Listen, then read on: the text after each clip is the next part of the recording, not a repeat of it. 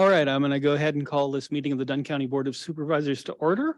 We will begin as usual with the Pledge of Allegiance. I Pledge allegiance to the flag of the United States of America and to the republic for which it stands, one nation, indivisible, with liberty and justice for all. All right, and with the call of the roll, we're going to try a technological experiment this time. It's very exciting. If we can make it work. Okay, so what we're gonna do is I'm actually launch the voting option, but you're gonna just check yes that you're here.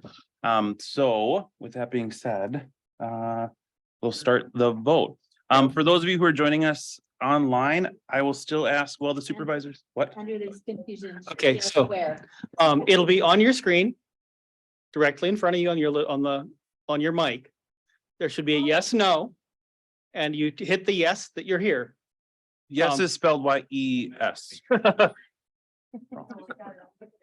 But And then, well. Yeah, on your mic screen. It's not. Oh, it's- Just hit the screen if it's showing the Dunn County logo. so yeah, this is an experiment, and hopefully we will also be able to use this for roll call votes going forward and vastly speed up our processes, but we're going to have some hiccups as we get there. All right, while the supervisors are doing that, I'm gonna ask for voice confirmation of those of you who are joining us online. So Supervisor Sean Breslin. Here.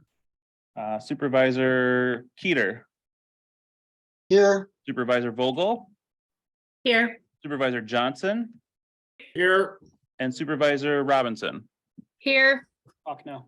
and Supervisor Prochnow. Here. Okay. Oh, hey. I should probably hit mine too. Okay.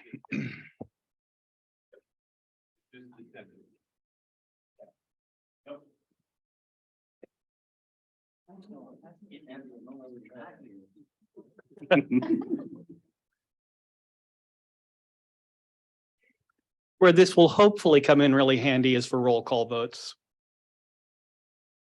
What was that, Dan?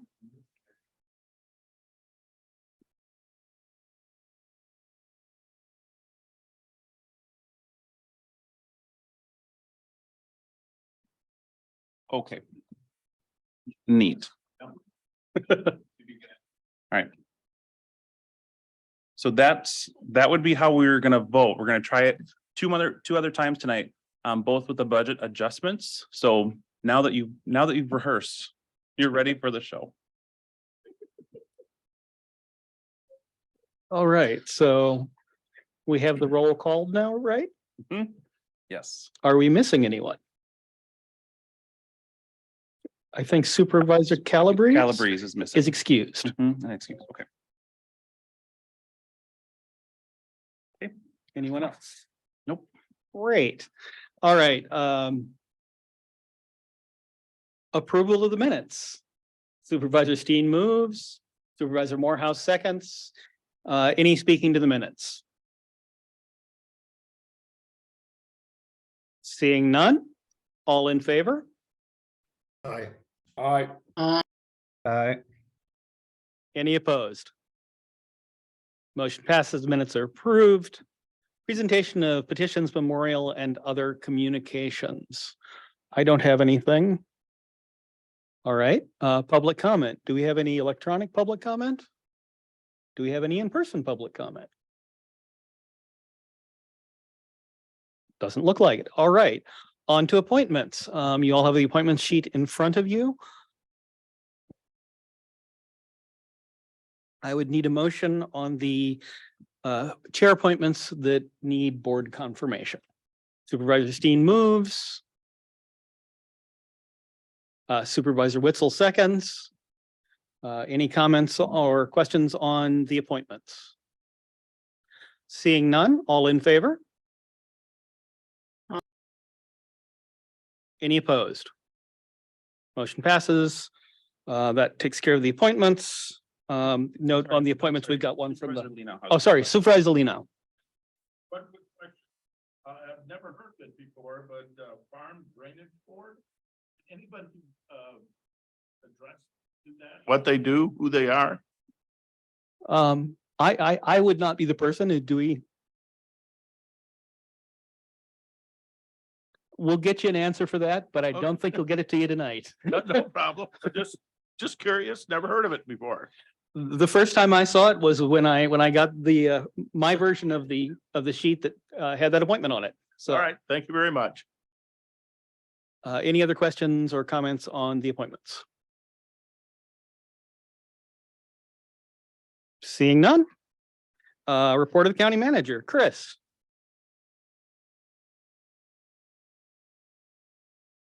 All right, good evening.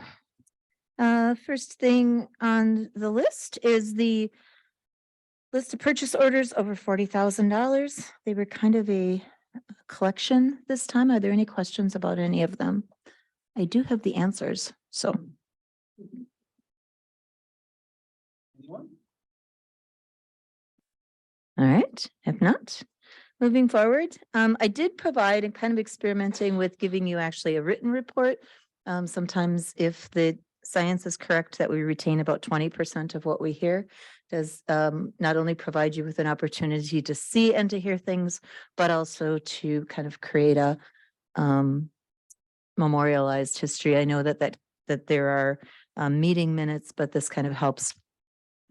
We have an inordinate number of times gone back to previously recorded meetings to try to determine what has happened historically before any of us were in the roles that we're in. So it's really helpful to have things that are written down. So some of these things I will not read for you in total. Just to suffice it to know that Melissa Gellenbach has been a avid supporter of putting into place a workable, what's called COOP-COG plan, continuity of operation plan, continuity of government plan. Essentially what would happen in the face of some type of a disaster or something that would interrupt county operations. And so we have put together a committee. Membership is listed in the memo.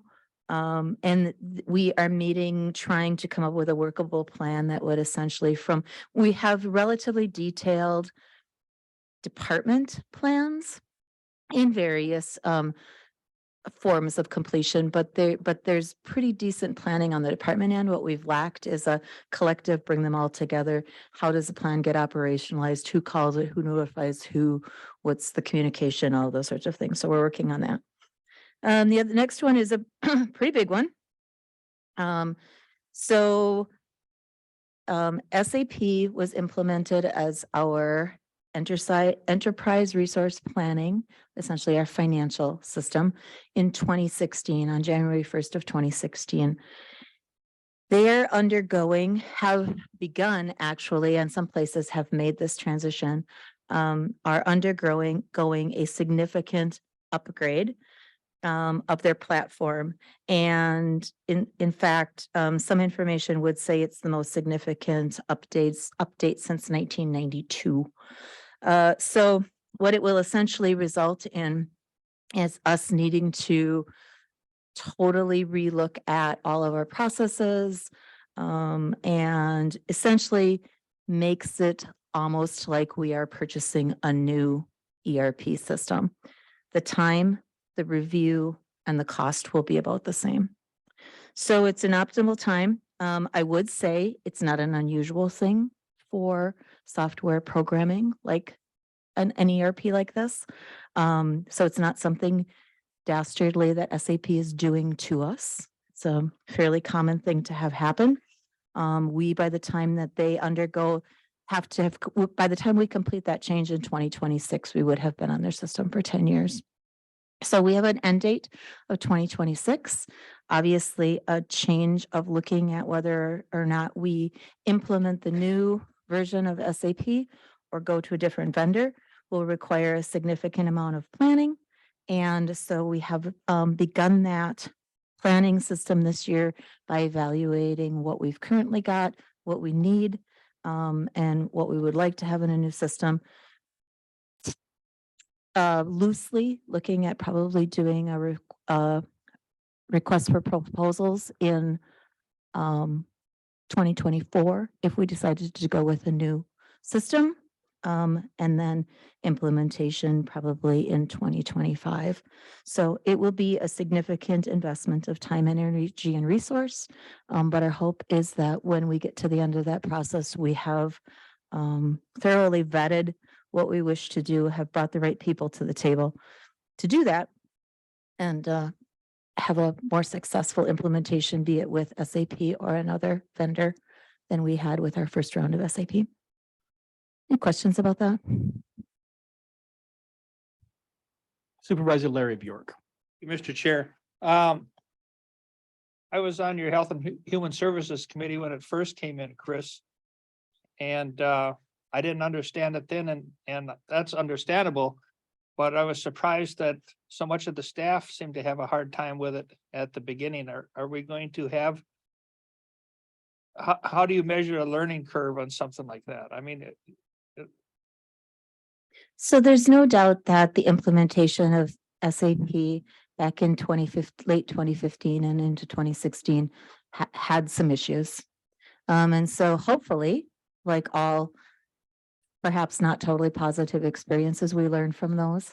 And I think one of the things that we really intend to do in this round of looking at what we would wish to go forward with for a system is to say, what is the process like for bringing staff on, training, and making sure that they're comfortable with the system or fluent in the system before we would go live, or at the time that we would go live. does the vendor provide you with staff, or is this county staff training county staff to make it work properly? Generally, the vendor provides, well, so SAP is a huge company, worldwide company, but then they have essentially a tiered system of entities underneath them that you actually purchase their system through. So if you recall, we worked with Quintel.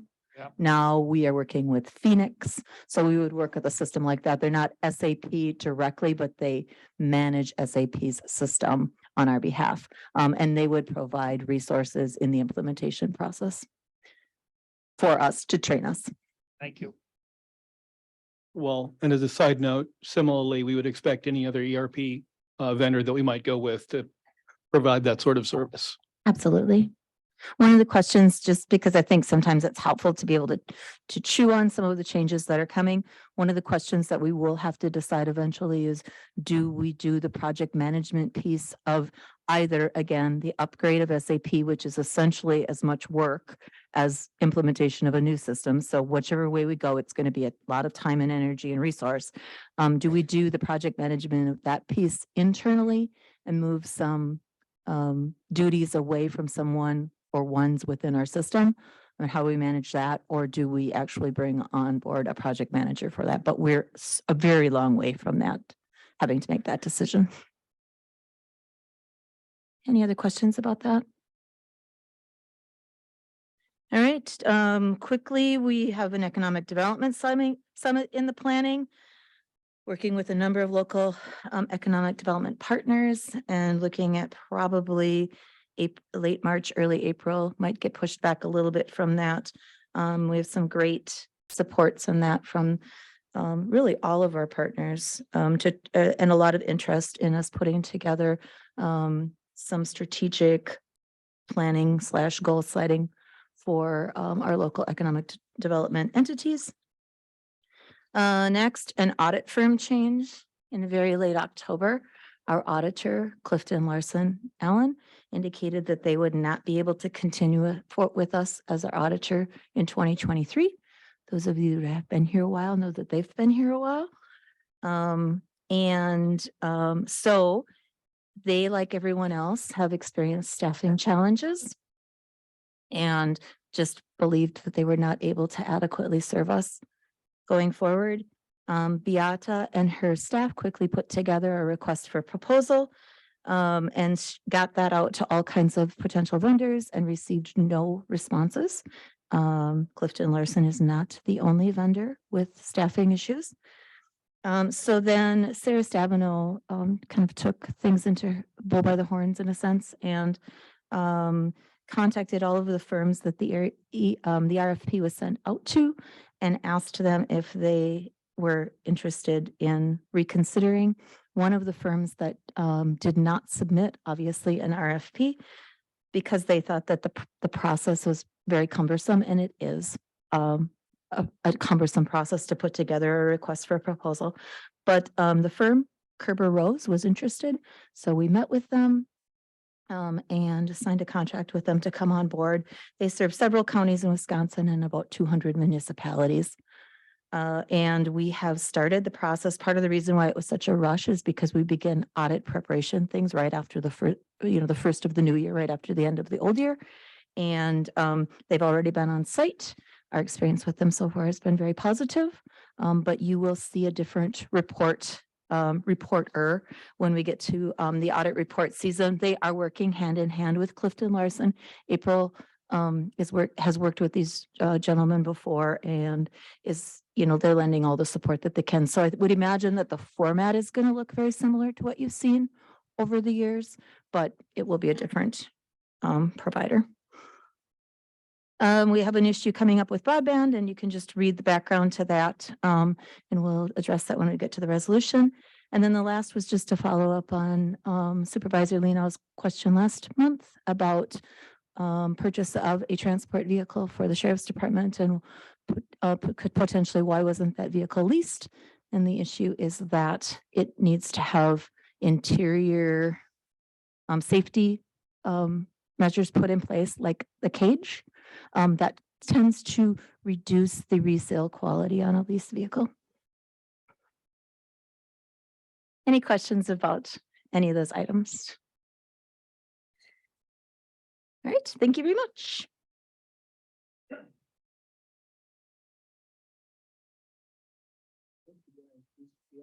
Oh, gee, I did.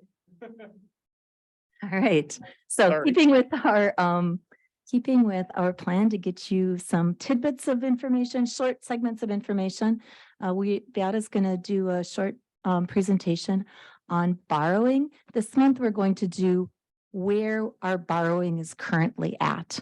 And so please, if you have any questions, we really would like you to have a solid understanding of where we're currently stand as we move into March, which will be our capital improvement planning process and kind of knowing where we're at with regard to what we currently have borrowed. Thank you for the introduction. Would have been really helpful if I was actually joining the meeting live versus, because I need to share the document. Is that something that you can pop up and share instead? Sorry about that.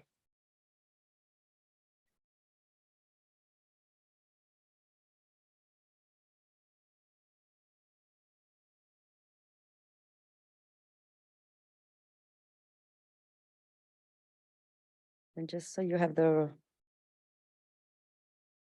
sending you right now, so it can pop up on the top. Because I'm sure you've received a lot of emails. You're pretty busy. It's a long way from here to there. Yes. In the space and back. I apologize for the delay. All right, tonight's theme is waiting on technology, I think. It's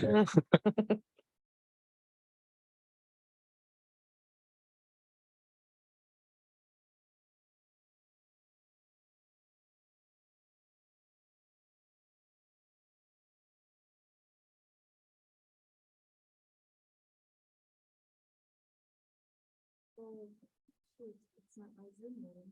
It is truly waiting on technology. You send it to. Okay. We're just sorting out which computer the Dan's presentation suggestion, needs to can I pop bring up. it up?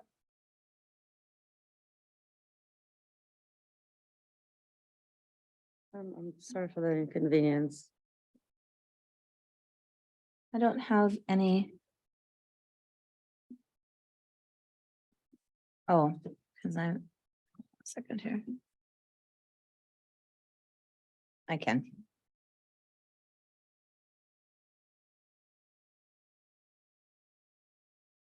It's worth waiting for. All right. No, I can watch you here now, watch my Tell me. monitor, yes. I got eyes all over the place. So thank you so much for being so patient as we were loading this up. So, and again, as Chris Corpola has mentioned, this is our current state. So I'm just going to cover where we are at with that as of today. I'm not gonna go too much into the future state, which is that's gonna be upcoming with the CIP, so. But I wanted to give you a current debt overview. So slide 2, okay, perfect.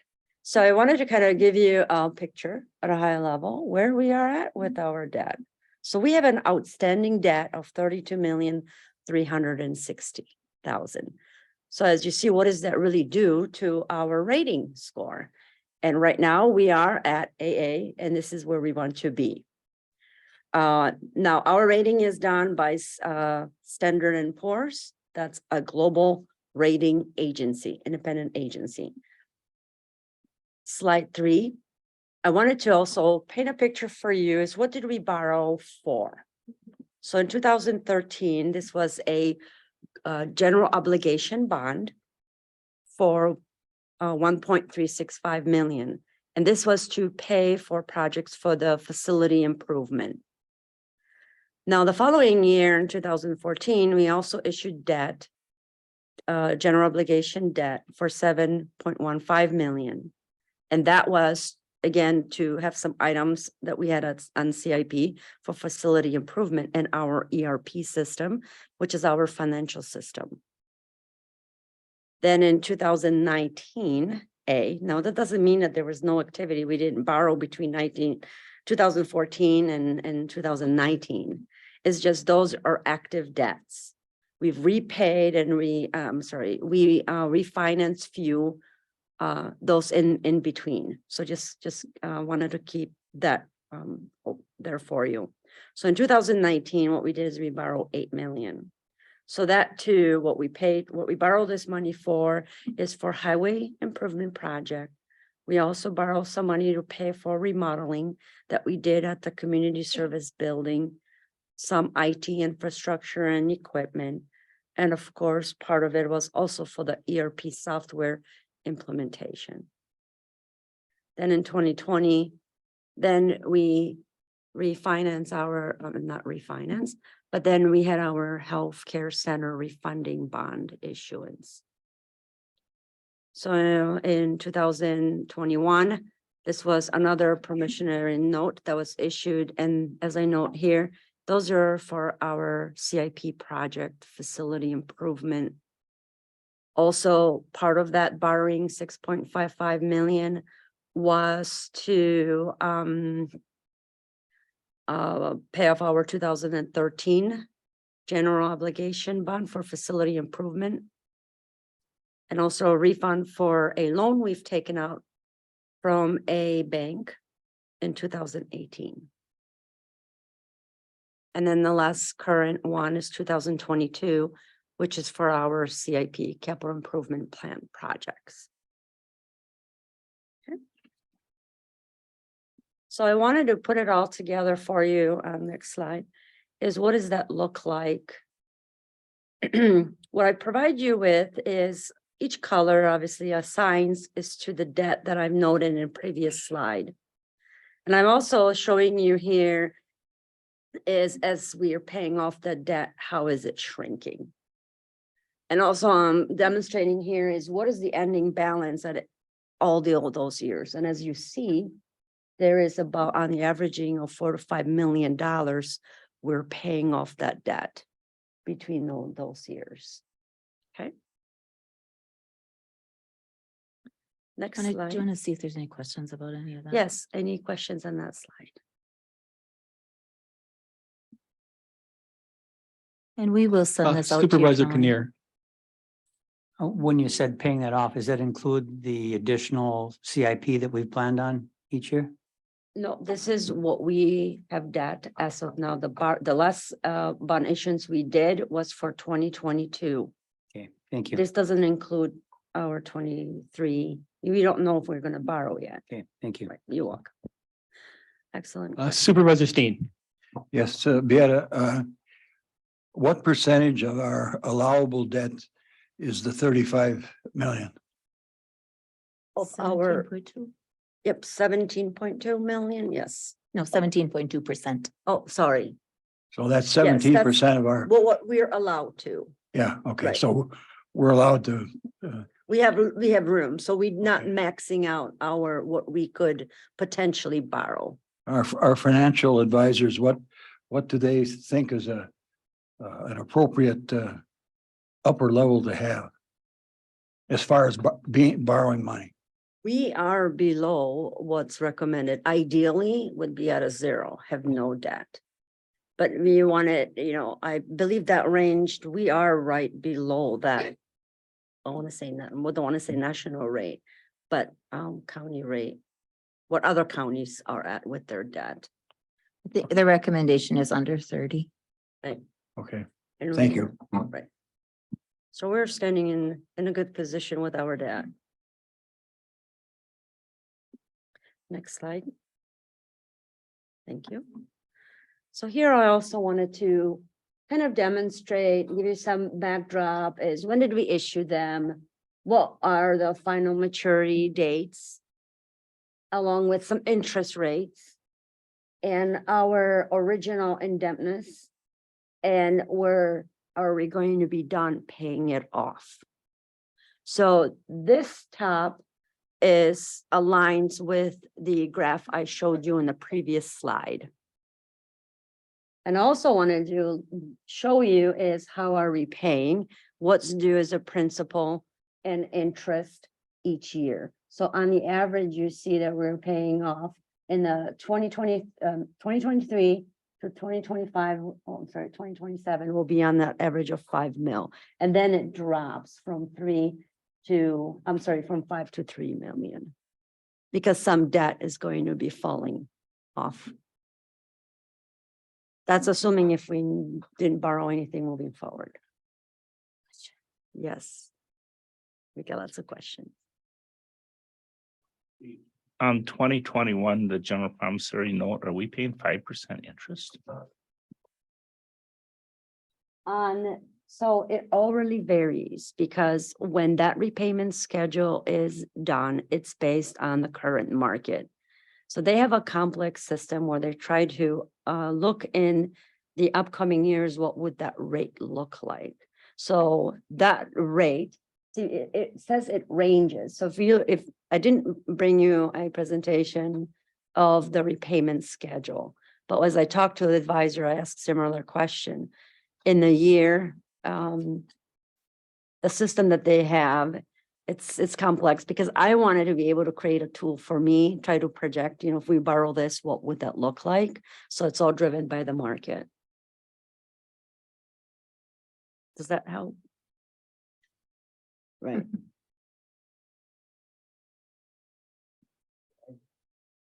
Supervisor Kinnear. Could I follow up now? So it's a variable rate? You mean like a home loan? No, see, I have to look back on that too. So if you don't mind, I'll come back and answer that at a later Sure. time, because I want to be certain, wasn't expecting that question, but I sure want to look into it.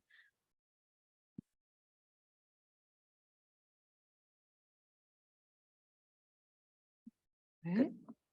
Good. And next slide is what I want to show you is the county debt tax based off of 150,000 value, and those are the mill rates. And as we're paying off debt, what does that mean to the mill rate? Now also keep in mind that this is only debt that we as a county borrow. So when you take a taxpayer's bill, there also I'll have other municipality, but this is only pertaining to Dunn County.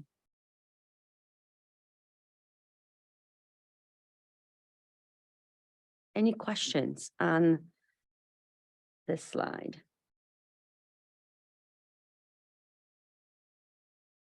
Near at the end.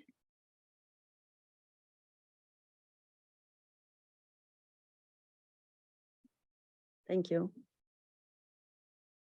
Everybody totally understands, right? Supervisor Morehouse. Thank you, Mr. Chairman. Beata, since these numbers were a little hard for my old eyes to read, would it be possible for you to share this Yes, I document will. with us? Thank you very much. I will make sure you get one. Thank you. Everyone will. Supervisor Barrier. Over here. Can you back up to that last slide? Yeah, just a second. I'm doing it on my computer. That's fine. I don't even understand what this means. Can I get like a 5-sentence overview? Sure. Please, thank you. So mill rates are based on a home value. Excuse me, sorry. So the mill rates are based on the home value. So here's the assumption, if you had a home that's worth $150,000, if we were to, all the debt that we have, what portion, what increase would that be to your tax bill? So every time we borrow money to fund our purchases, taxpayers are our source of the funding to pay for that debt. So this is assuming that it's at 150. So Or- essentially, Beata, would you say then that the point would be that on a current tax bill, on $150,000 home, given the current debt that we have, the amount of taxes owed on that would be $205.22. That's right. Thank you. Mhm. She's really better at simplifying things. Thank you. Excellent question.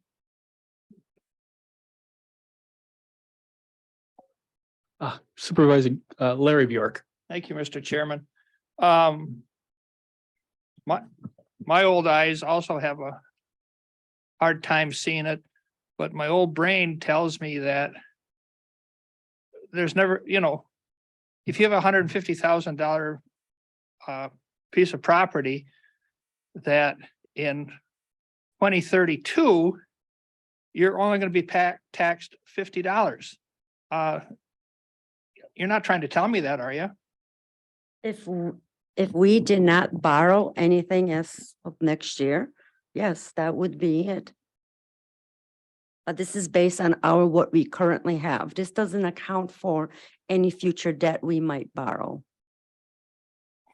This is in terms of debt service, not Okay. general levy. Got it. But,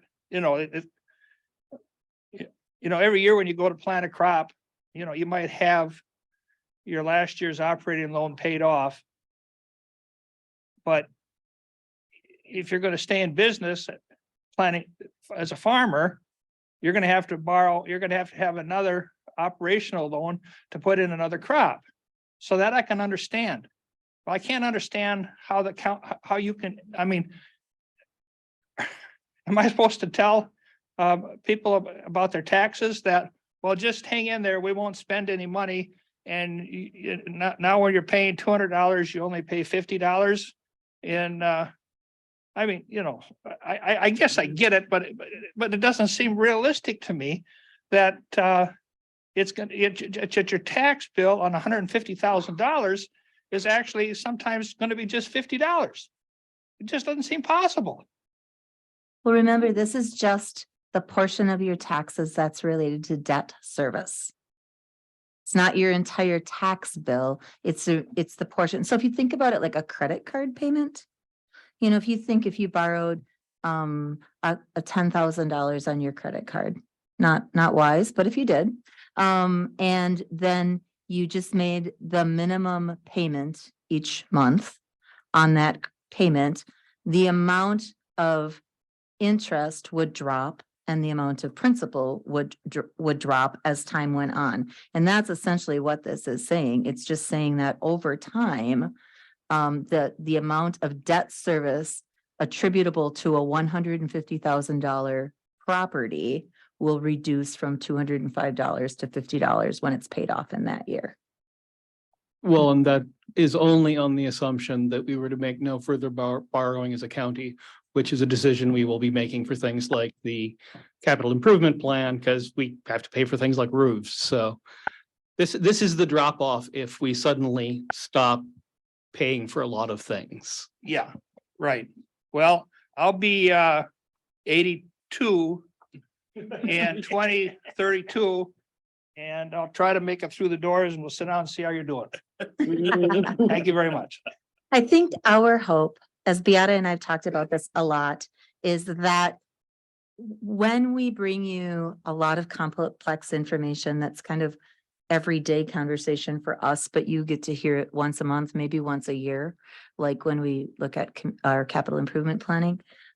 When we bring you it all smushed together, it just becomes an overwhelming amount of information. So we're trying to sort of pare it down. So this is tonight's look at, if we never borrowed another dime over the next 10 years, what would happen? And what would our debt look like? Next, as we get into capital improvement, we'll talk about if we borrowed money, what would that look like? And we'll kind of take you through a similar exercise. But this is just point in time right now. Where are we at? And giving you a view of what that looks like.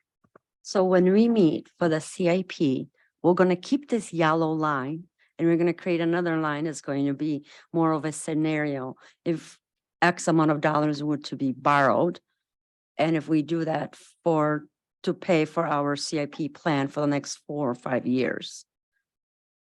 But we'll do that in our CIP workshop.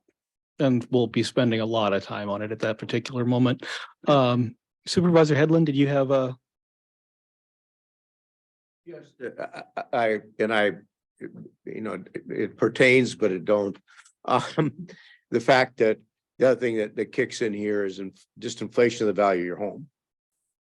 And so we'll have more $150,000 units in 2032 if you're living in the same home and it's in the same shape it's in today. That would automatically create additional units of payment in a sense. And so that's another thing that's going this way in terms of paying that back. But we don't need to project that. So Any other questions for Beata? Okay, seeing none, hopefully we are all slightly more enlightened, or if we're slightly more confused, we're at least more confused in a way that allows us to ask the right questions later. So I can be more prepared when we do our CIP. I appreciate the challenging questions. Thank you. Thank you, Beata. Okay, reports of departments. And this is where we're going to try and split the difference between the old way with the long reports of departments and the intermediate way with essentially no reports to sort of micro reports with the paper along. So we're going to start with the county clerk, Andrew. This is a fun new perspective. I was going to actually ask Beata if I could borrow her pen, but that was just a bad joke. I don't need one. If you look at your report that is part of your packet, it's kind of the overview of 2022. One of the things that I did not include in the report because I forgot about it was we had a new deputy county clerk start in 2022. Apologies, Jackie, if you're watching from home. Jackie started on April 1st of 2022. That is actually her birthday. And she started 5 days before the election in April. So she had a little bit of a learning curve, but she's been integral to the operations of the office, and we really run a tight ship. It's just Jackie and I, and so we make the most of what we can with the resources that we have. So it's really important that I wanted to recognize her and her contributions to the office.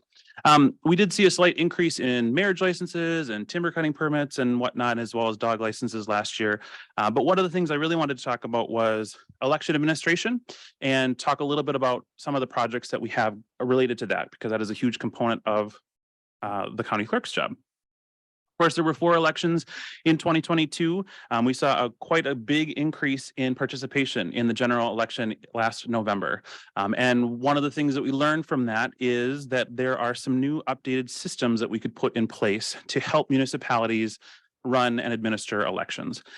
So one of the things that we did was last summer, I implemented a countywide election inspector or poll worker training. That's the first time, as far as I know, anyone in Dunn County has ever done that across the board. Most of the time, it has been left up to the municipal clerks to train their poll workers before an election. This was a countywide system that I put in place to make sure that everybody was administering elections the same way all across the county. That was really helpful because there were little idiosyncratic things about different municipalities and how they were running things. So to make sure everything is consistent was really important to me. And that was really well received. We trained over 186 poll workers last July before the fall elections. And that training was really well received.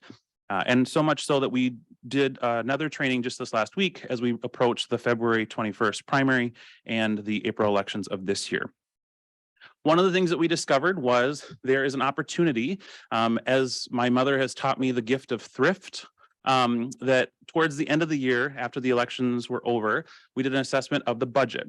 And I had some money left over in the elections budget because Jackie is also very good at thrift, and we started reusing many election materials that were not used in an election. But because of that, we were able to offer a program to the municipalities for a Badger book.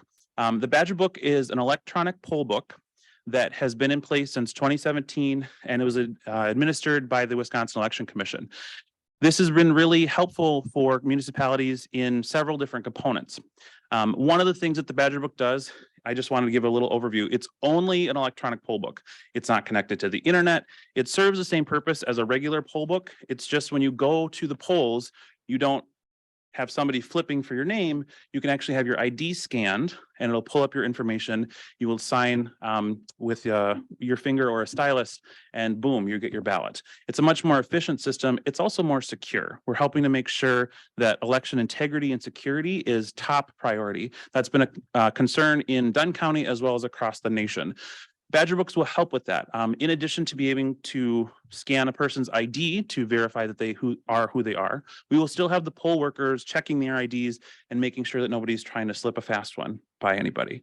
But the other part that's really important is, especially in the city of Menominee, if you're doing an election day registration, for example, and you're typing in the address and you're at the polling location for Ward 6, you enter in the address, it will automatically tell you, you do not live in Ward 6, you live in Ward 7. Please go vote at this other location. That's really huge because we do still see a lot of people depending on looking at a map on the wall and trying to figure out, do I live on the east side of the street or the west side of the street? What is the east side? Like there were several questions that came about that with the November election. So with the implementation of Badger books, will really help reduce some of that confusion, as well as ensure that the reconciliation process after an election can be much more efficient and secure as well. We have a segment of time to reconcile the election. Currently, of the 18,582 voters, Jackie and I had to go through and manually select in the system who voted for a majority of those. That took a while. This will help us automatically upload so that voters can also track in My Vote. They can track their voter participation right away. We didn't finish the actual reconciliation this year until December 22nd. So when you have a voter voting the second Tuesday of November and they can't see that their vote was counted till the end of December, that is a cause for concern. And one of the ways that we can fix that is through the Badger books. So I put a policy out there and I said, all right, municipalities, we have an opportunity here. I will pay for half of your Badger book if you pay for half of your Badger book. I wanted to make sure that we didn't just buy Badger books and push it on them. I wanted to make sure that they had a buy-in and that they were committed to this process. And of the initial ask in December, we had 12 municipalities of the 30 in Dunn County who have decided to participate in purchasing Badger books. You will either see those at the polling locations this February or April, depending on the shipment date. And there has been expressed concern about 7 other municipalities that want to order Badger books before we go into the 2024 election cycle. That's really going to be helpful because that will be a very big election year. And so we just want to make sure we get as many municipalities on the same page as possible. Again, we're not pushing it. It's just an opportunity for us to help the municipalities in the election administration. And it was something that we decided to move forward with. Of the municipalities that decided to purchase Badger books, the town, village, or city boards that have had to approve them have all unanimously approved them. So we've been going out to make presentations and talk about the importance of the Badger Book. I know it's new, but sorry, Gary, sometimes new things aren't always terrible. So it is something that we will be looking to going forward. The other thing is, if you look in the very back of the county clerk packet, one of the things we did this fall is we developed a new process for showing the voting statistics as they came in on election night. Before, you used to have to sift through municipality by municipality and who voted for what.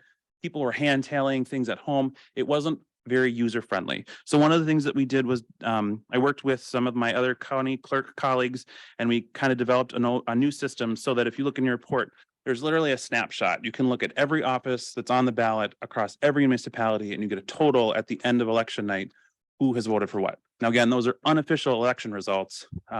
Official election results aren't tallied until Board of Canvass meets after the election, but it does help people get an idea of where things were. The very last page is the referendum component as well. So any school referendums or county referendums, that was on there as well. It was pretty well received. It was a new system that we used this fall, and that was something that we will use going forward.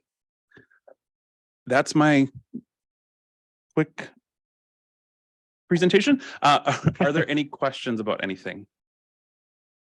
Supervisor Lino.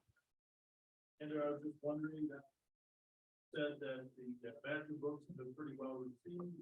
Are there some townships or that are maybe a little hesitant? There's definitely some townships that want to learn more about it. One of the things that we did was this January, we actually had the Wisconsin Election Commission come and do a presentation for all the municipalities that wanted to participate. It was at the Menominee City Hall and the City Council chambers. And not only municipalities from Dunn County, but the surrounding counties as well came in for the open demonstration. And of that, we had 3 municipalities that said, now I get it. I would like a Badger book, please. So that was really helpful. But yes, there is that component of not knowing what all the details are. So we've been working really closely with the municipal clerks as well as the municipal boards to make sure that they understand what this is before they're diving in and purchasing something like this. Right, thank you. Appreciate it. Supervisor Patrick Breslin. Thank you very much, Chairman. One quick question on this. Under the current definition of the Badger book, what it is, doesn't that fall under critical infrastructure? And currently it is not certified as a requirement under that. In addition to that, the only certification it currently has is just a approval through WEC. So let me see if I can reshape the question. So the election equipment that we have, the ice machines, the image cast evolution machines, those are all certified by not only the state, but also the federal government to make sure that they are qualified election equipment. This is not election equipment, it's just a poll book. So because of that, it does not come under the same purview of the state or federal government to administer the election from that component.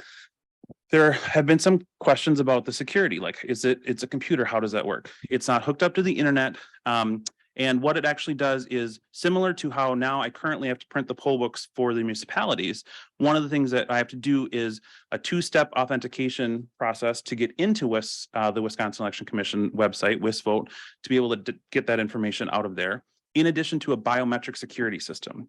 That system will all still be in place. I will still be creating it'll just be on a USB drive now that will go to the municipal clerks to put in their Badger book. This is not a kind of component where you could take the USB drive and plug it into your computer and read anything. It is encrypted. The other thing that's important to note about that is even if you could plug it into your computer, this is all public information, right? People who have voted will get their votes tallied. Instead of me clicking through them, it will automatically be uploaded and people will still be able to view that as well. So you are correct, Supervisor Breslin, that it does not fall under the current criteria of the other certifications of election equipment because it's not technically election equipment. Yeah, I think one of the things that was reassuring on the conversation about this at the Menominee City Council is the distinction between registration equipment and election equipment. And this is registration equipment. Mm-hmm. Yep. Good question though. Thank you. Anyone else have questions before we move on? Thank you. You're off the hook. All right. Dunn County Transit, Austin.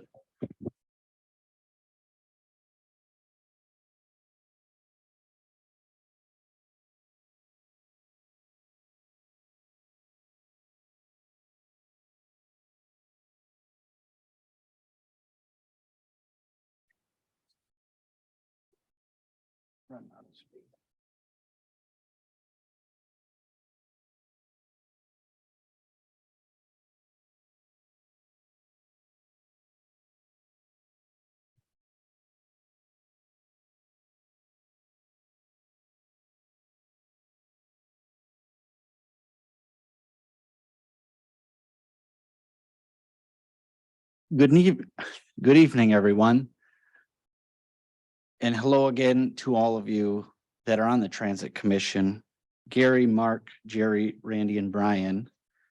Thank you for serving on the commission. So the packet that I have in front of you for the Transit Commission look back of 2022 is in the same format as I had in 2021 for those of you that were here. There's a lot of information in there, and there's a lot more information that isn't in there that we did this last year. But in the slideshow tonight, I'll just touch base on the high points of what we did. And in that packet, there's a lot more in-depth graphs, tables, and other information. The agenda for tonight: ridership, financials, the electric bus update, staffing, around the office, and any questions. Ridership. Looking at ridership, since we started taking tallies of rides through Excel and whatever else I was able to find, takes us back to 2015 and gives us a great look at pre-pandemic numbers, 2020, 2021, and up to this last year, and how we have rebounded to pre-pandemic numbers, 114,512. In your packets, it breaks it all down by route, year by year, and how it has grown. Not in the packet, but a great statistic is how the community member non-student ridership has improved percent-wise. Before we rolled out the new community route, which was rolled out in June 1st of 2021, it makes that route a 1-hour loop, and it's the same loop every hour, and it is free to the public as of June 1st, 2021.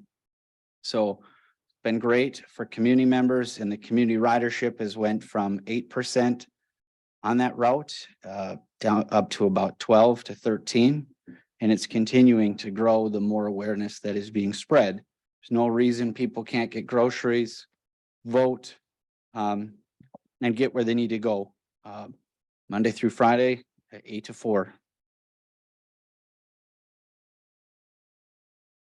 Looking at our 2022 financials, in the top right of the screen, that is the only outstanding payments still to come on the revenue side. WisDOT is what funds most of transit's income, and they are just a little slower, but the money's coming. And Q2, Q3, and Q4 payments still to come from WisDOT to bring us to a surplus of $84,000 for transit's income, which sits at about 7.5% to 8% to the good. The other parts of transit is the UW Stout subsidy, city subsidy, and income from ridership. That takes us to our electric bus facility upgrade update. 60 kilowatt charger install between bays 1 and bay 2, and our 30 kilowatt bus charger install right on the west wall of bay 1.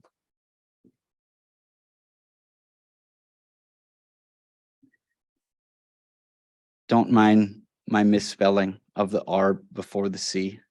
My apologies. Electric bus update. So this was a grant that came into play back in 2018 that Dunn County was awarded.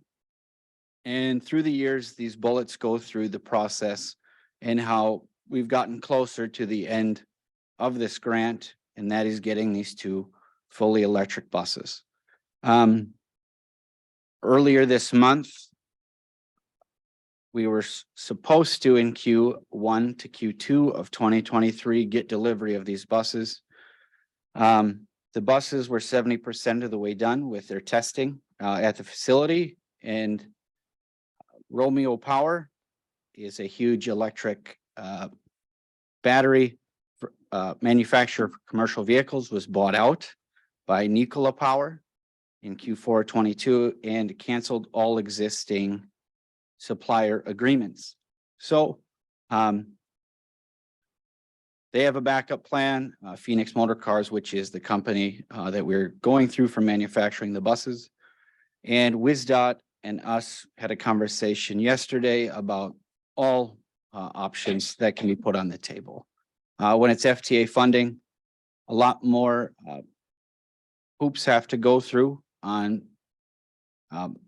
criteria that has to be met, for example, by America, and some other good things that have to happen to get the buses to us. Staffing. So as of 1/2/2023, all transit staff have been onboarded as Dunn County employees. And since about 2012, they were all employed by Pine Management and Staffing Agency. And with staffing agency employment, it's a little harder for employee retention. It's expensive, and sometimes the pay isn't there, as well as benefits. If you look at the years of service of our whole group and being at 3.7 years of service on average for our employees, it was awesome to see. Everybody's been there since I've been there, has stayed. And that was a big problem before 2020 on employee retention. And seeing what we're seeing and the great team that we have there sticking around, and they really looked forward to becoming county employees, and now they are. Around the office, there's a few other pictures in there about around the shop as well. And with our operations supervisor and some of my background, the stuff that we are able to do in-house has saved us money to buy other tools to improve our processes. For example, conference room TVs. In 2021, in the packet, we bought our own tire changers so we can buy tires at wholesale, install them ourselves, and continue to get better tools to do more ourselves.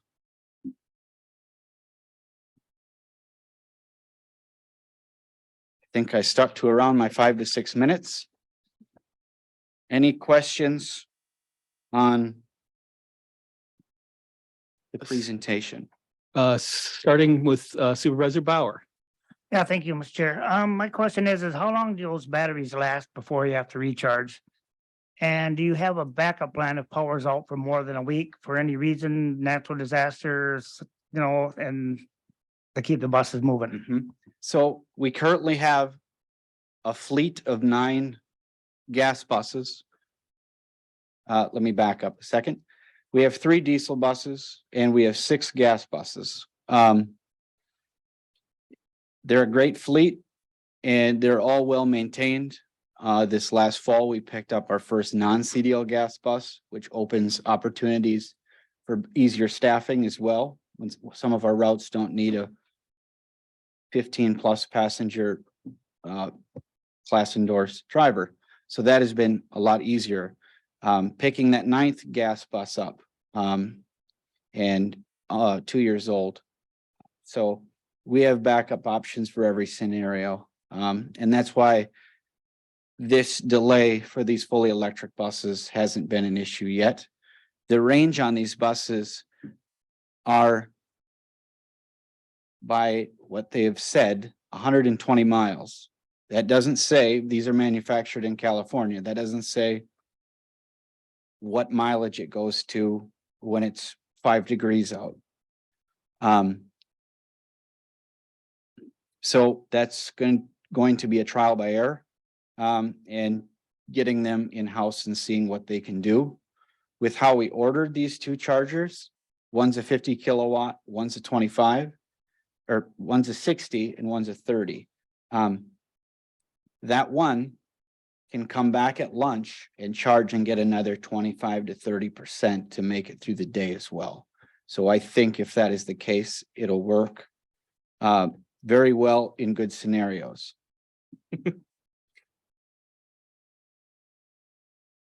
Supervisor Larry Bjork. Thank you, Mr. Chairman. I don't have any questions about batteries. I have questions about, I'm knowledgeable on what's involved with the CDL and everything like that. But what's involved with when you're transporting people in wheelchairs? I mean, is there a certification that goes with that? And is the Dunn County employee then loading and unloading the wheelchairs, or you could take like someone from a nursing home to or the hospital? Who does the work? Every day we do, and that is our doorstop and Red Cedar routes. It's door-to-door bus service for ambulatory and non-ambulatory wheelchair bound or walker bound residents, taking them to appointments. Everyone at Transit is wheelchair certified, and it is signed off by our instructor at Transit. So is this a state certification, or how is it, how does it come about?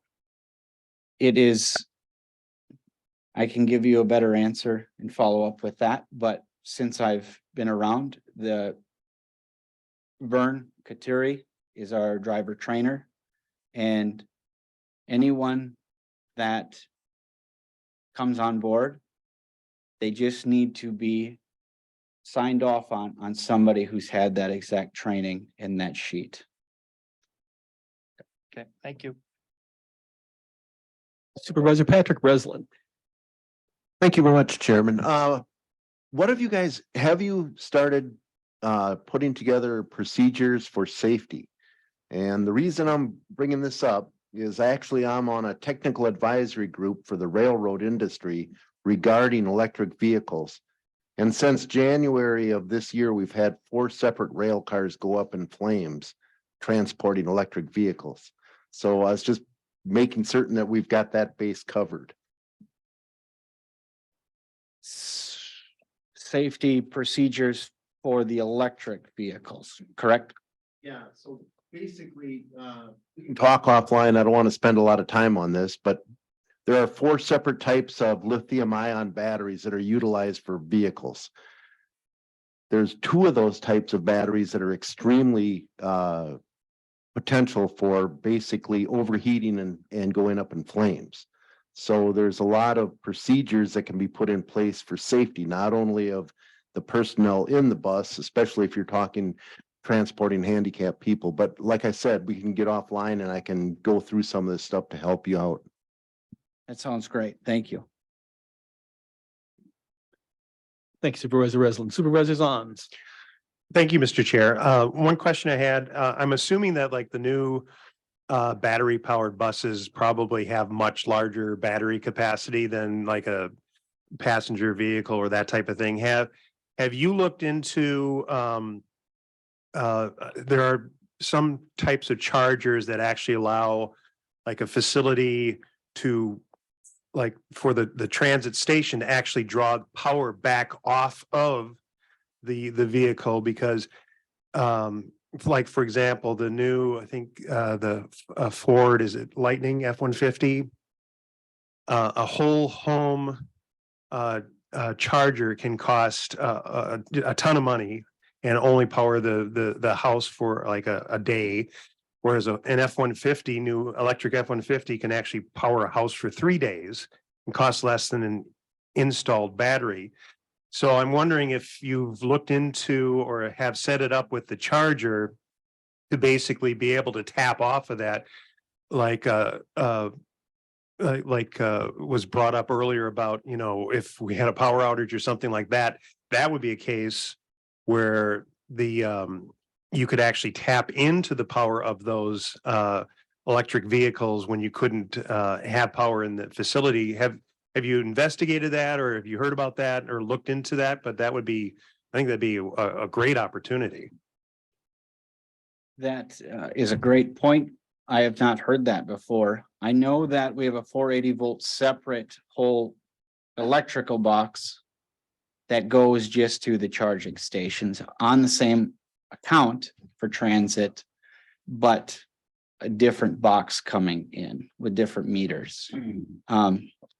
Our chargers do have a CHAdeMO and a CCS charger, which is nice if the county gets any electrical vehicles before we get ours and their cars, they will have the other charger that is needed. And we can test it out for you. Yeah, well, it'd just be something to look into, because if it's like, if it gives you the ability to power your facility for 3-5 days during a power outage or something like that, it kind of fits into some of the continuity of services that we're talking about in an emergency situation, but worth investigating at least. Thank you. Supervisor Gary Bjork. Mr. Chairman, I didn't see it in your packet, but there was talk about putting in some solar panels out there. So, you know, think of the savings if you're getting free, once it's paid for the generator, you know, into into the buses. I mean, that's a good way to make a profit. Yes. Dunn County has been awarded, this is a grant that's been out there a little while. $160,000 towards a solar field. And through our transit commission meetings, we're just brainstorming the best location for those around the transit facility and how potentially we can get involved with the highway department, which is next door. So hopefully some great things to come on that side of things. Supervisor Gary Steen. Yes, thank you, Mr. Chair. Two very good questions or situations brought up here, and I wonder if it wouldn't be appropriate for us and to kind of look into that stuff and report back to the board at a further meeting. I think certainly worth talking with the Coop Cog stuff on that. Thank you, Austin. And I see that you're going to save about $15,792 on gas, if I did my math right. You did. And 20 gallons, that's one bus out. So if there's 2 electric buses out, or even 1.5 on a day, you can do the math on that too. It helps. In 2021 or in 2022, our diesel budget was $25,000 and 48 was spent. So that will help a lot when those get here. Supervisor Barrier. Hi, I'm over here. I was just curious about the hours of operation from 8 to 4. That's like not helpful for people who work a 9 to 5 for commuting purposes. Is that just not like your target audience, or what's the rationale there? That was the hours of the route since before my time here. A lot of what we did in 2020, 2021 is pulled back a little bit, found what we needed to do and expand on. And one was change that community route up a little bit, that we were getting 0 to 3 riders a day. And now it's 50 to 100. And expansion is what we'd love to do to expand that route, because that's the feedback that we get, is we can take somebody to work if, say, they work a 3 to 11 or even 9 to 5. We can't get them home from work. But like a lot of these other industries, we were running into staffing issues too. And the big focus was making sure that the routes we had the staff that we needed to get those routes done. I put together a big feedback we get from the UW Stout students is because that route runs till 9 p.m. But the community route ends at 4. So kids that are in class till 5 can't use that to get groceries. So I've made a hybrid route later in the night that still goes from downtown, does the UW Stout stops and goes to Northtown. But I haven't rolled that out to them yet as a proposal. So hopefully that exact thing that you're talking about is able to happen, or even just a couple more hours on the community route. But just watching the budget closely and making sure that we can stay in the green on the 2023 and 22 that we had with bringing on the staff and some of the unforeseens in the fuel cost. I can also speak a little bit to the commuter post. I was chair of transit when we initially, well, vice chair of transit and then chair of transit, and when we were initially trying to do a little bit more with commuter routes. And for whatever reason, the commuter routes just were not at all successful. We couldn't get people to adopt that as a mode of getting to and from work. And so that's one of the reasons we pulled back, because we were looping buses with essentially nobody on them. That makes sense. Thank you. And then I have one question for you, Austin. It'll be hopefully very quick. There was some talk of us picking up a couple of more buses that one of the other grantees had decided they weren't going to take. Is that still a possibility? Yes, there hasn't been any talk since you were on the transit commission when we heard about that, but a couple transit commissions from other Wisconsin areas backed out of 1 to 2 electric buses that we will be able to adopt when that time comes. And I thought that was going to be sooner than later. And then here we are 2 years down the road from my first presentation on it in 2020. But when the time comes, I think we will be offered a 3rd and a 4th, or if I had my pick, a large 3rd electric bus, more of a transit style 45 footer that we can handle all the Stout students on and run downtown. Great. Thank you, Austin. It's one of those that I remember the opportunity came up when I was chair of that committee before being chair of highway, before being chair of here. So I just kind of want to keep it in my head as we go through the extended process. Thank you. Any other questions for Austin? Looks like you are off the hook. Thank you. Good presentation. Consideration of reports, resolutions, and ordinances to the county board from the executive committee. A, resolution 2023 budget adjustments, CJC and sheriff's department. And this is one of those grants come in, we need to allocate the grant money in order to be able to use it, kind of standard budgetary process. I believe Sarah Benedict was planning on being online in case there were questions. So if anyone has any questions, well, I guess, can I get a motion on the floor? Supervisor Steen and Supervisor Zant. Now, does anyone have any questions or speaking to the motion?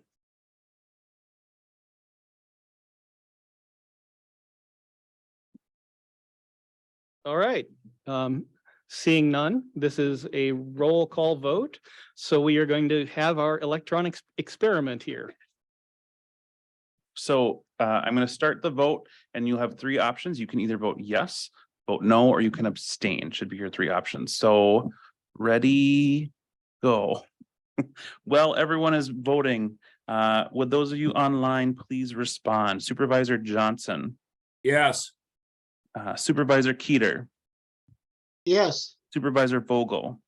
Yes. Supervisor Sean Breslin. Yes. Supervisor Robinson. Yes. Prochnow. And Supervisor Prochnow. Yes. Thank you. He's in the All right. tropics. Nobody wants to pay attention. All right, so that is it. Well, when we do this, you'll be able to see the vote as it comes in, who's voted, how they voted, and what the percentage of those votes are. It's neat. we have a technical issue, so Supervisor Vandermeulen, would you also provide your vote? Yeah. Thank you very much.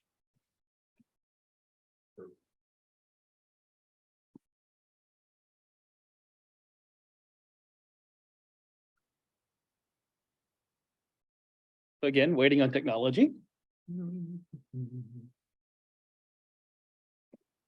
It did pass, but Yes, it did. a little bit more work. Okay. We're good? Mhm.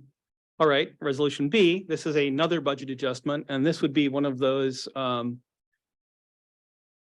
operator error issues in the way the budget got printed versus the way the budget was set up electronically. This doesn't change the total of the budget anything in any way. It just reallocates the numbers to the correct columns, which is where not where they all were.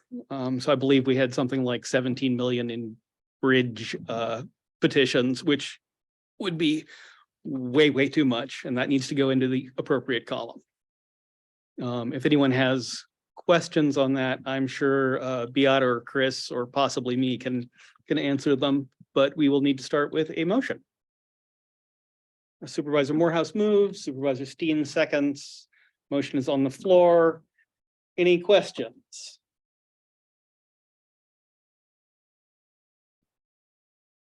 Supervisor Steen? Yeah, this is probably a dumb question, but how did this happen? Beata, do you want to field that one?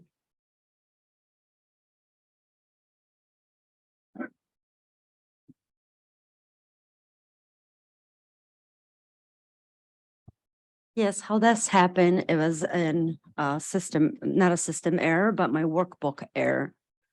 So it was a sorting. I've decided I was going to sort the items so they could be the header sorted, but the numbers didn't carry through. So that's what caused the error.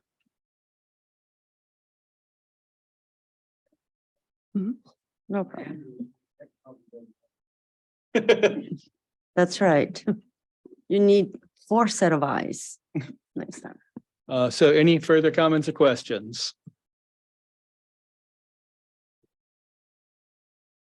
Hearing and seeing none, this is going to be another roll call vote, and we will give the technology another go. All right, well, those supervisors present are voting electronically. I would like to ask online, Supervisor Keeter, Yes. Supervisor Vogel, Yes. Supervisor Sean Breslin, Yes. Supervisor Robinson, Yes. Supervisor Prochnow, Yes. and Supervisor Johnson. Yes. You. Right. Good. Good. Cool. Right. We can move on. Motion passes. Motion passes. Motion passes. We're getting it all registered. Great. Proof of concept. Hopefully this will get a lot faster as we get more used to the technology. 10C, resolution authorizing funds for rural broadband projects. This came out of a special exec meeting right before the main meeting here. Chris, do you want to address it since you've been, this will be like the 3rd time you've gone through the spiel? Yes. Oh, yes, sorry. Supervisor Steen, Supervisor Zons. Mea culpa. All right, in early 2022, the Dunn County Board of Supervisors committed up to $100,000 to our local internet service providers as match money to rural broadband expansion grants through the PSC, Mosaic, Bloomer Telephone, and 24/7. There were a total of 7 projects proposed, and 2 of those were actually granted. So of that initial $100,000 investment,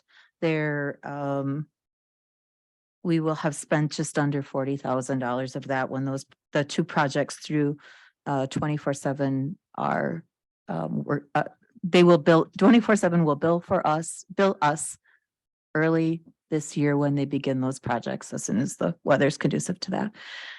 And so all of the money that wasn't spent last year was put into another pot of money to be distributed by the PSC. The reason for the emergency meeting and for this coming in sort of at the last minute is because the grant period ends later this month. And Mosaic, Bloomer Telephone, and 24/7, as well as potentially Next Gen Telecom from the Clear Lake area are all planning on submitting applications for funding for this year. It's a much smaller pound of money. It's about $14 million that'll be distributed statewide. So it's very unlikely that they will all receive that funding, but they all are going to submit. They've asked for a commitment on the county's part for this year as well. Beata and I did some number crunching, and our ARPA money, which was received more than a year ago, is now sitting in an interest-bearing account and accruing about $30,000 a month of interest. So this resolution requests that an additional $100,000 of funding be approved from ARPA, essentially ARPA interest, for match money to be paired with the money that was allocated last year for the broadband applications. If all the program projects were granted, it would add a internet service, high-speed internet service to about 300 households throughout the county. Again, very unlikely that they'll all be granted, and we will, we have a kind of a tentative commitment to each of them in a dollar amount, but if they're not granted, then we don't expend the money. And the resolution just needs to have a correction of the dollar amount. It says $140,000. And actually, because of last year's the money already had been committed, this would require, do we have to go through the same process, Kelly, would you say? No, because Exec fixed it? Yeah, exec essentially changed the number from 140,000 to 100,000. So we will be voting on the 100,000 that exec forwarded to the full board. So essentially, for the resolution in front of you, where it says $140,000, it would be $100,000 of new funding in 2023.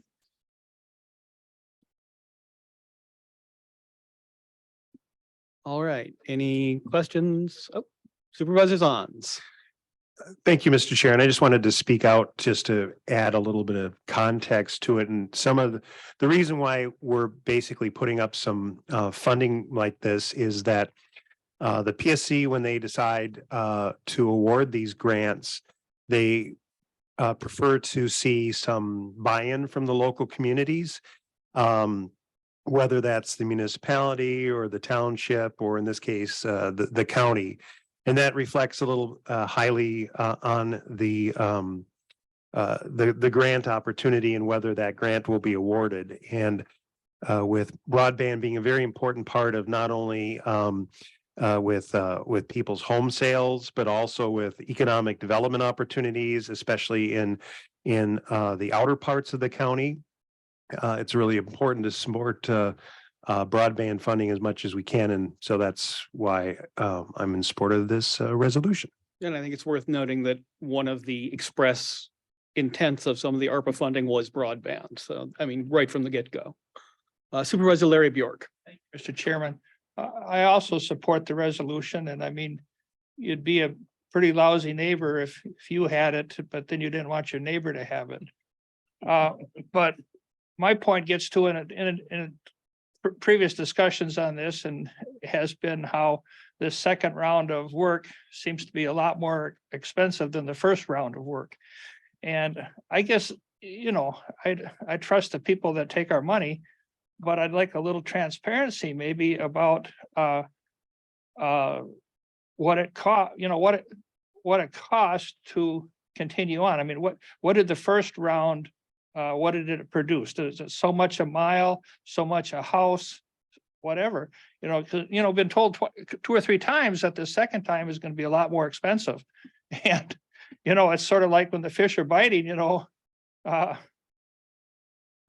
we want it done, but, you know, we'd like to have it done at a cost that is relevant to maybe some of the early work done on it. And if it isn't the same as the early work, you know, where did your expenses go up?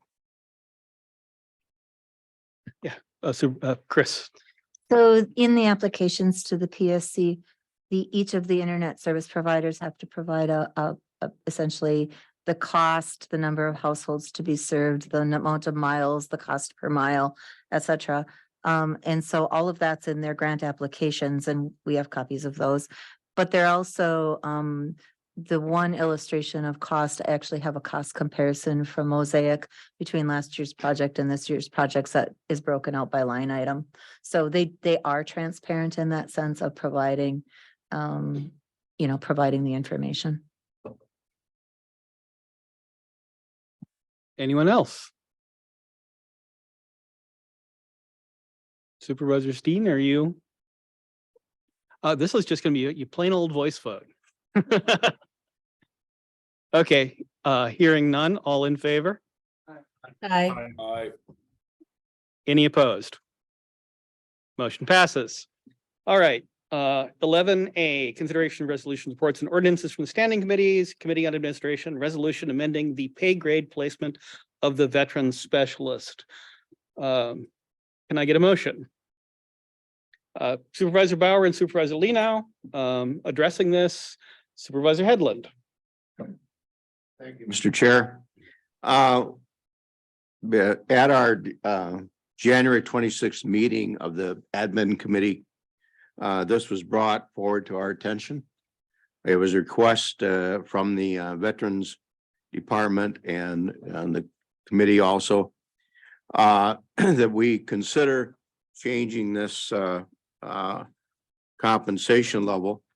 And if you look on your resolution, there are 5 areas that they considered when deciding to move this forward to us. And we heard all the information, and then the committee administration did vote unanimously on January 26th to bring that forward to this board. And we're highly recommending it. It's a total of $665, of which already exist in that budget. Thank you. Thank you, Supervisor Headland. Any questions or comments for Supervisor Headland? All right, I believe this is a voice vote. So all in favor? Aye. Aye. Any opposed? Motion passes. On to item 12, announcements. We've got a few here and I've got a couple written down. First off, with the appointments, you'll note that Supervisor Brian Johnson is stepping down from Chair of Highway and he's going to become Vice Chair there. He's got some personal and family issues that he needs to take care of, but I wanted to make take a special moment to thank him for his service as chair of that committee and previous committees and all of his incredible work for this board. And I'm very glad that he's going to be able to stay on as vice chair. Likewise, Supervisor Prochnow has very graciously agreed to step up from vice chair to chair. And I would like to thank him for that. And I really appreciate his being willing to dig in and do the extra work. The other one is the county has an ongoing training program for cybersecurity that all of the employees have been on for some years as county board chair.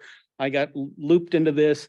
Dan asked me if I thought it would be a good idea for the broader group of supervisors to have that same training, and collectively we decided that was probably a pretty good idea. So we will be implementing that.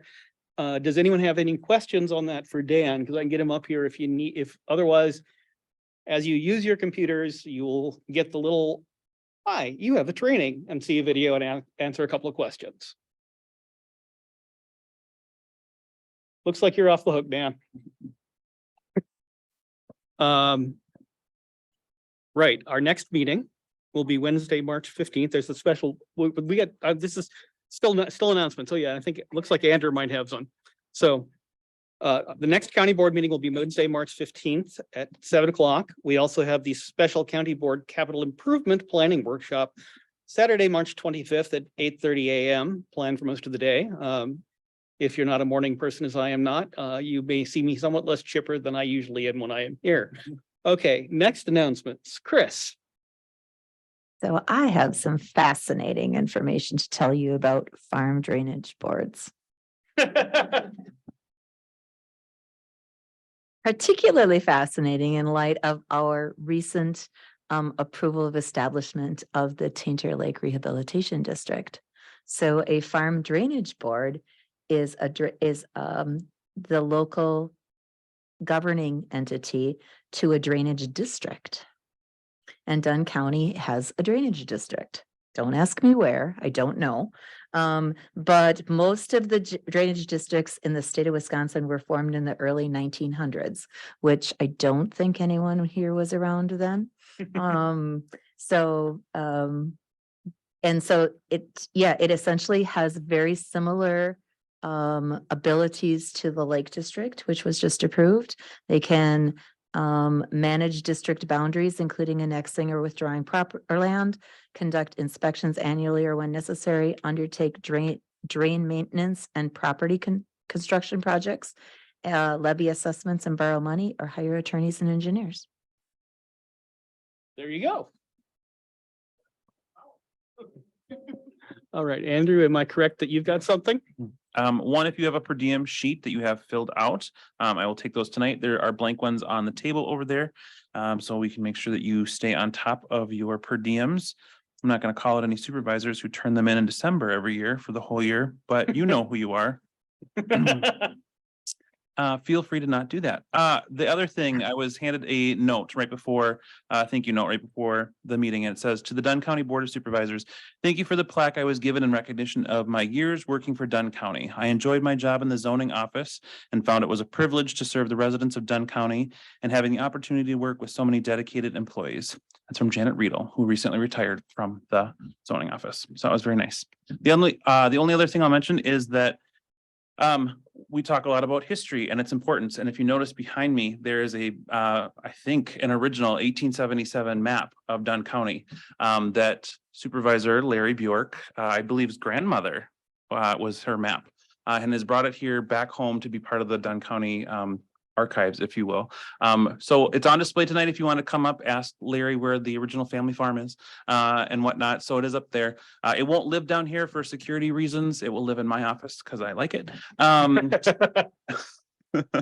that is there as well. So I just wanted to mention those two things. Am I missing any other announcements? No, all right. Oh, I That do need to see Supervisor Zons and Headland for signatures on resolutions. Okay. And with that, our business is concluded and we are adjourned. Oh.